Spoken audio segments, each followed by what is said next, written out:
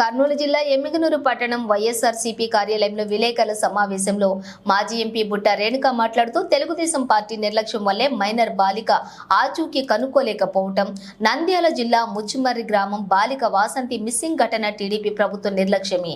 Minor బాలిక missing కేసుపై జనసేన ఎందుకు మాట్లాడటం లేదు? వారం రోజులైనా ఆచూకీ కనుక్కోలేకపోవటం ప్రభుత్వ అధికార యంత్రాంగం నిర్లక్ష్యమే కారణం.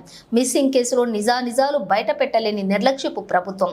పరిస్థితి తెలుసుకోవడానికి వెళ్లిన భైరెడ్డి సిద్ధార్థరెడ్డిని అడ్డుకోవటం దారుణం. బాలిక ఒక చిన్న అమ్మాయి మిస్ అయింది, ఇన్వెస్టిగేషన్ సరిగ్గా అవ్వట్లేదు. మైనర్ పిల్లల్ని తీసుకొని వాళ్ళు తప్పు చేశారనేసి వాళ్ళు చెప్పడము అంటే మనం రాష్ట్రం ఎక్కడ పోతుందో నాకు అర్థం కావట్లేదు. ఈ ఇన్వెస్టిగేషన్ అనేది ఎంత తొందరగా క్లోజ్ చేస్తే అంత మంచిది. వారం రోజులైనా కూడా ఒక చిన్న అమ్మాయిని ఆజుకి అంటే ఆ అమ్మాయిని దారుణంగా ఏదైతే అయిందని చెబుతున్నారో అంటే నిజాలు ఇంకా బయట పెట్టలేని ప్రభుత్వం ఎంత బాధాకరంగా ఉందంటే, ఒకప్పుడు లేని అబద్ధాలను ఈవెన్ జనసేన కూడా విమెన్ ట్రాఫికింగ్ ఎక్కువగా జరుగుతుంది వైఎస్ఆర్సీపీలో అనేసి అబద్ధపు మాటలతో ఏదైతే తీసుకుని వెళ్ళారో, ఈరోజు ఒక మైనర్ అమ్మాయిని ఆ విధంగా మిస్సింగ్ కేసులో ఉంటే అసలు ఏం అయింది అనే వాస్తవాలను ముందుకు పెట్టలేని పరిస్థితుల్లో ప్రభుత్వం ఉంది అంటే కూడా నిజంగా చాలా బాధగా ఉంది. మరి ఈ వాటిపైన ఎందుకు ప్రభుత్వం మాట్లాడట్లేదు, ప్రభుత్వంలో ఉన్న వాళ్ళెవరు కూడా ఎందుకు మాట్లాడట్లేదు అనే దానిపైన మేము అందరం కూడా నిజంగా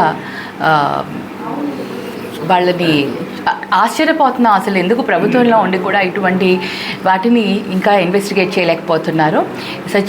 అంటే ప్రభుత్వం అనుకుంటే వాళ్ళకి 1 డేలో ఇన్వెస్టిగేషన్ కంప్లీట్ చేయొచ్చు.